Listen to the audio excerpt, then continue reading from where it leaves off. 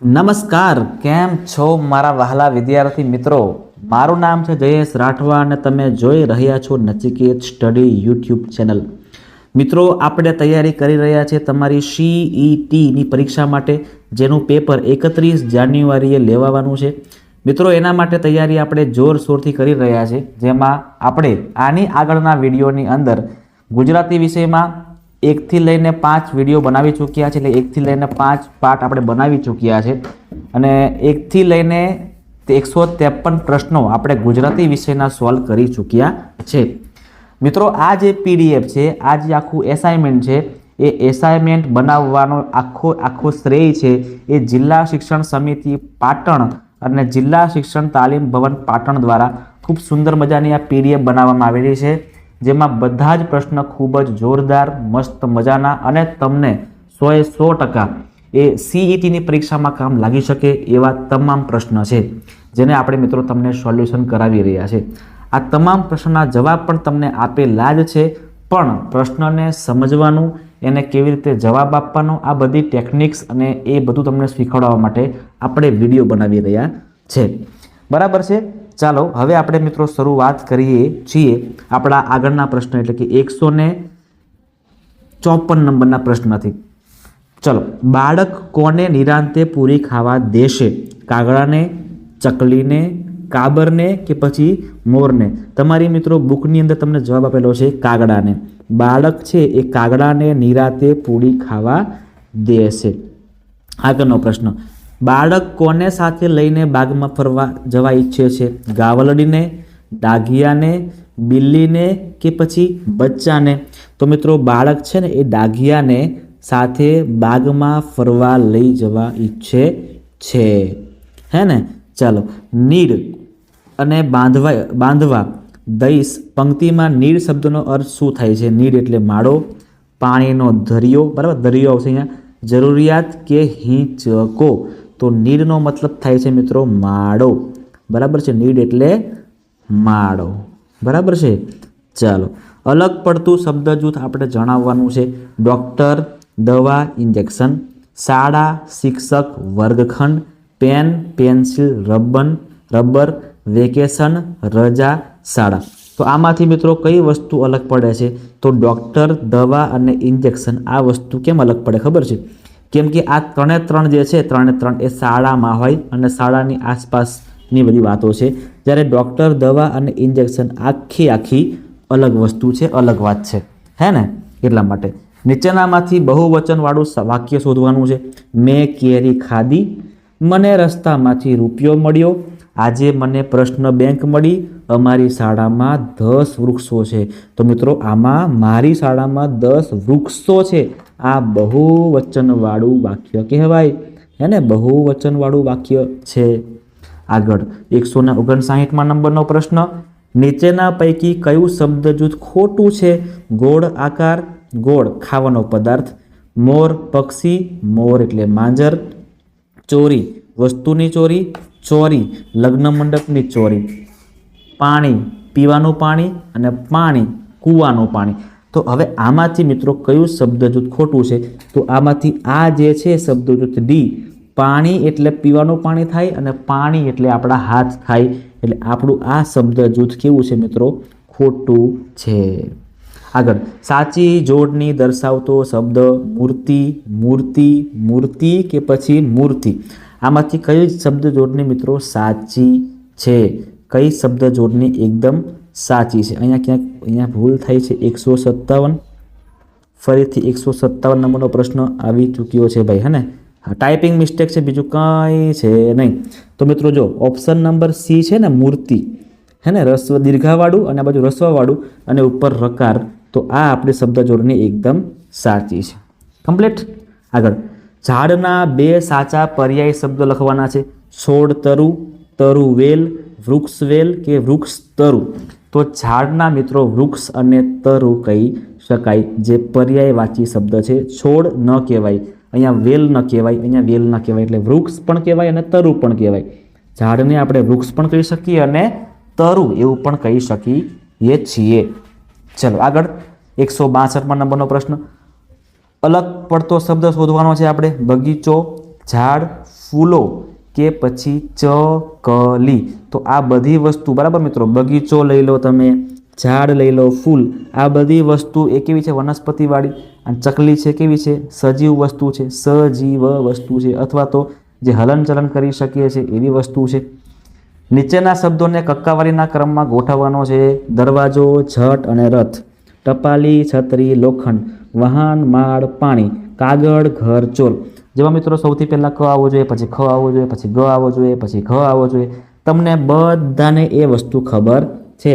તો ક, ખ અને ચ તો મને આ લાગી રહ્યું છે, એટલે ઓપ્શન ડી આપણો સાચો કક્કાવારી પ્રમાણેનો ક્રમ દર્શાવે છે. હે ને? ચાલો આગળ. નીચેના શબ્દો માટે શબ્દકોશનો સાચો ક્રમ જણાવવાનો છે. કાગળ, અંજીર અને કૂવો, અનિલ, અંજીર અને આગગાડી, ભણતર, કૂવો અને કામ, વાડી, કોસ અને રોટલી. તો આમાંથી કયો ક્રમ એકદમ સાચો છે?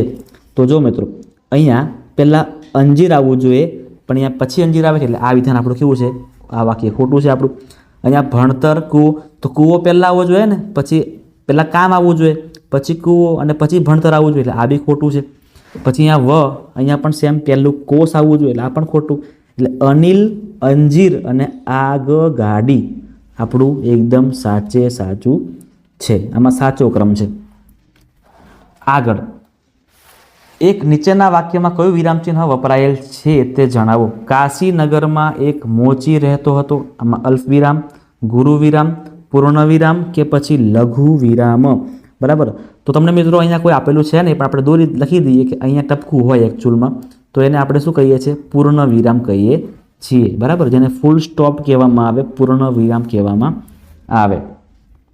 આપેલા શબ્દોને શબ્દકોશમાં ગોઠવવાના છે. અને ત્રીજા સ્થાને કયો શબ્દ આવે?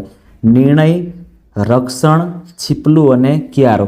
તો એમાં ગોઠવણી આપણે કરીએ તો ત્રીજા નંબર પણ કોણ આવે? ત્રીજા નંબર પર કોણ આવે મિત્રો?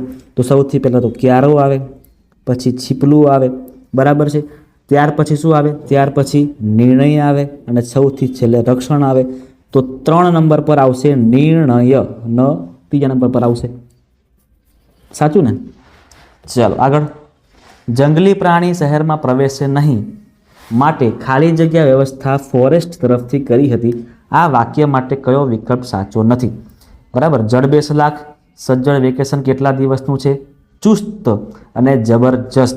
તો કયો વિકલ્પ આના માટે નથી એવું કહે છે?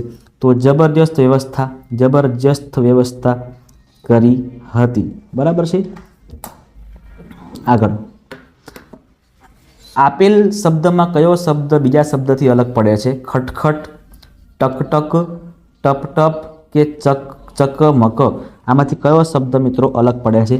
તો ચકમક શબ્દ અલગ પડે છે, કેમ કે આ શબ્દને આપણે કહીએ છીએ સાદો શબ્દ, જ્યારે આ 3 શબ્દ છે એ બધા કેવા છે? રવાનુકારી, જે અવાજ કરતા હોય ને એવા શબ્દ છે.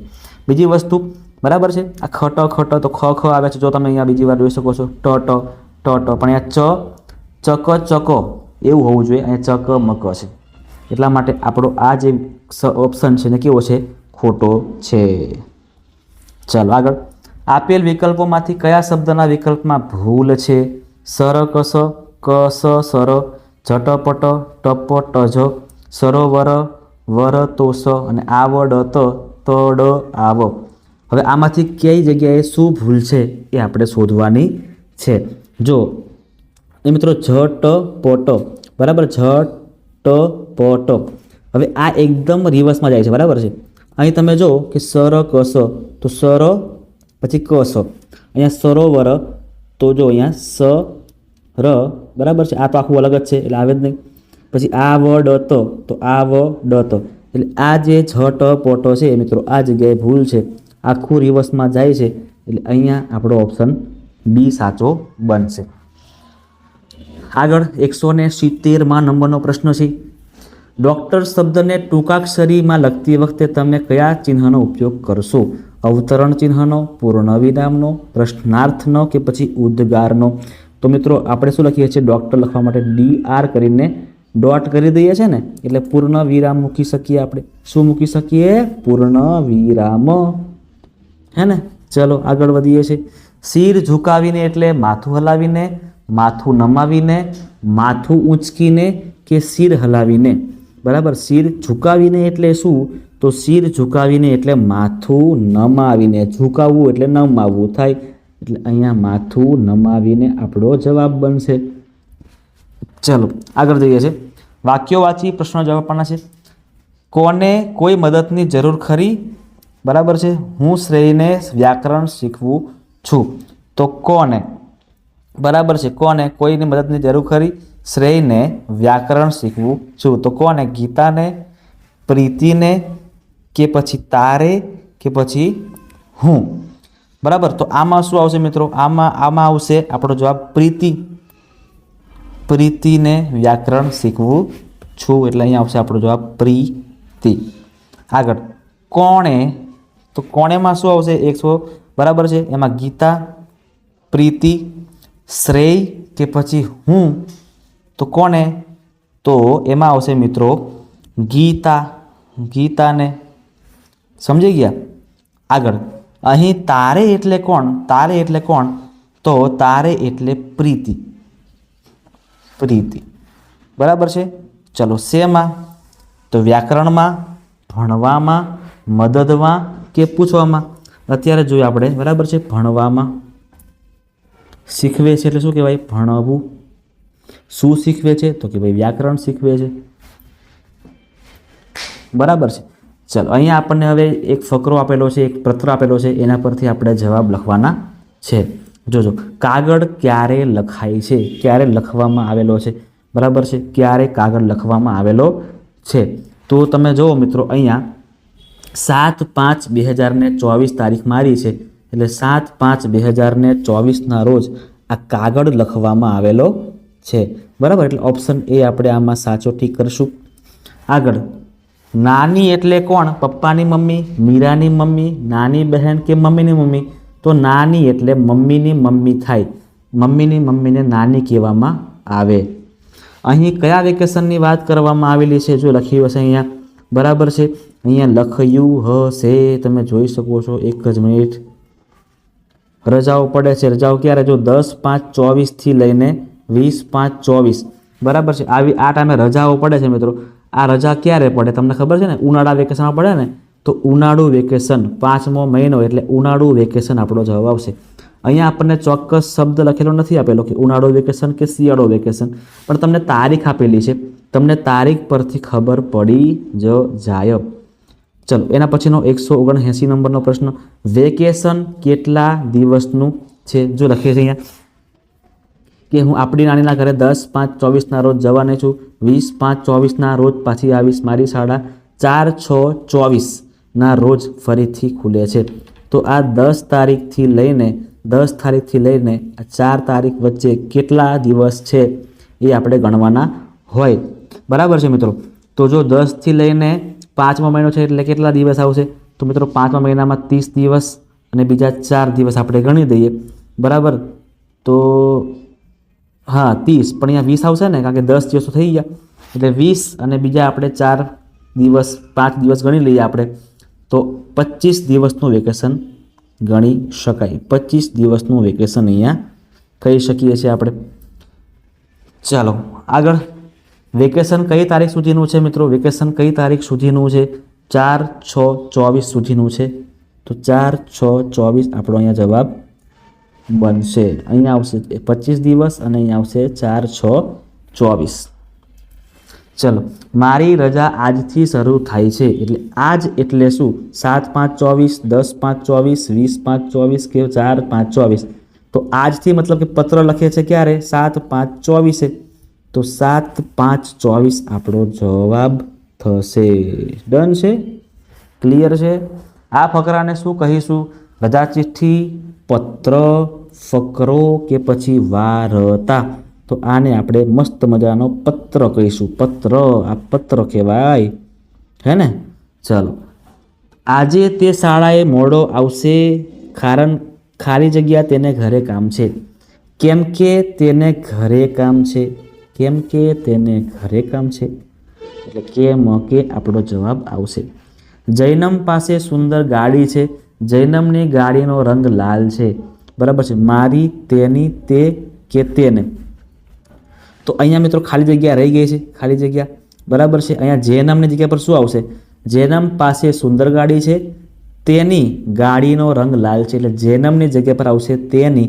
અહીંયા લીટી કરવાનું રહી ગયું છે, એટલે જે નામની જગ્યા પર શું આવશે? તેની ગાડીનો રંગ લાલ છે, બરાબર છે. ચાલો, બંધ બેસતો અર્થ ગોતવાનો છે. દેખાદેવી એટલે શું? દેખાદેવી એટલે દેખાવું, દેખાવું, જેને દેખાદેવી એવું કહેવામાં આવે છે કાઠિયાવાડની અંદર. ગાભરા થઈ જવું એટલે શું? ગંભીર થઈ જવું, ગભરાઈ જવું, ગભરામણ થવી કે ગાભા નીકળી જવા. ગાભા નીકળી જાય છે તો નહીં, ગભરાઈ જવું. ગાભરા થઈ જવું એટલે મિત્રો ગભરાઈ જવું, હે ને? ચાલો, અણસાર આપવો એટલે શું? ઈશારો કરવો, અણી બતાવવી, વાર્તાનો સાર કાઢવો કે પછી સાદ આપવો. અણસાર આપવો એટલે ઈશારો કરવો, જેને આપણે કહીએ છીએ અણસાર આપ્યો, હે ને? ઓકે. પરીક્ષા નજીક છે, ખાલી જગ્યા, અંજલિ વાંચવા બેસતી નથી. પરીક્ષા નજીક છે તો પણ અંજલિ વાંચવા બેસતી નથી. અંજલિ કેવી કહેવાય, હે ને? વાંચવા બેસવું જોઈએ એને, છતાં પણ વાંચવા નથી બેસતી અંજલિ. ચલો, મારા ઘરમાંથી ઘીની સુગંધ આવતી હતી એટલે બિલ્લી ઘરમાં આવવા. તલ પાપડ હતી એટલે તલ અને પાપડ જેવા હોવું? ના. ઉત્સુક હોવું તલ જેવા કે પાપડ જેવા? તો ના ભાઈ, તલ પાપડ એટલે ઉત્સુક હોવું. કોઈ કામ કરવા માટે આપણને તાલાવેલી આવી જાય ને, તાલાવેલી, આપણે ખૂબ જ ઉત્સાહિત થઈ જઈએ, એને કહેવાય ઉત્સુક હોવું, હે ને? ચાલો, આગળ વધીએ છે. ડાંગ ફટકારી તો બાપડી ત્યાંને ત્યાં જ મરી ગઈ. તો અહીંયા ઠપકો છે, હાસ્ય છે, વેદના છે કે ગુસ્સો? તો બાપડી, બિચારી, હે ને? આપણને વેદના થાય છે, આપણને દુઃખ થાય, તો એ વેદનાનો ભાવ અહીંયા રજૂ થયો છે. આગળ, પરિશ્રમ કરવાથી સફળતા મળે છે નો અર્થ, નજીકનો અર્થ કયો છે? તો આળસથી સફળતા મળતી નથી, ખૂબ પરિશ્રમ કરવાથી સફળતા મળે તેવું નથી, મહેનત ન કરીએ તો સફળ ન થવાય, પરિશ્રમ કરવાથી ઓછી સફળતા મળે છે, બરાબર છે. હવે આમાં શું લખી શકીએ આપણે મિત્રો? આમાં 51 નંબરના પ્રશ્નમાં શું લખી શકાય? તો મહેનત ન કરીએ તો સફળ ન થવાય, મતલબ કે પરિશ્રમ કરો તો સફળતા મળે જ, અને મહેનત ના કરો, પરિશ્રમ ના કરો તો પછી આપણને એનું ફળ પણ ન મળે, આપણે સફળ પણ ન થઈએ, એનો નજીકનો અર્થ છે, બરાબર છે. ચલો, કઈ ક્રિયા ચાલુ છે? હું વરસાદ સાથે રમીશ. વરસાદ બહુ પ્રેમાળ છે. મને તો વરસાદ રડતો લાગ્યો. વરસાદ પડી રહ્યો છે. અત્યારે ચાલુ વસ્તુ છે, ચાલુ વાત છે, એટલે ક્રિયા ચાલુ છે. કયો શબ્દ અલગ પડે છે? ચોખ્ખું, રૂપાળું, બોલચાલ કે લીસું? તો જો બધાય શબ્દમાં રિપીટ થાય છે, પણ અહીંયા બોલચાલમાં રિપીટ નથી, આખો શબ્દ અલગ છે. બોલ અને ચાલ, બોલચાલ, એટલે આખો શબ્દ અલગ પડે છે. આગળ, કાગડાને ખબર ખાલી જગ્યા ન પડી અને શિયાળ ખાલી જગ્યા પૂરી ખાઈ ગયું. બંને ખાલી જગ્યા માટે યોગ્ય જોડકું.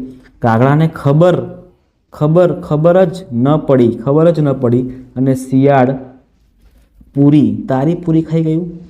ખબર પણ, અચ્છા અહીંયા આવશે આઈ થિંક, આને કાગડાને ખબર પણ ન પડી અને શિયાળ તેની પૂરી ખાઈ ગયું, એટલે કે આપણો ઓપ્શન સી આવી જશે. આપણો ઓપ્શન સી સાચો અહીંયા બનશે. ચાલો, આગળ જઈએ છે.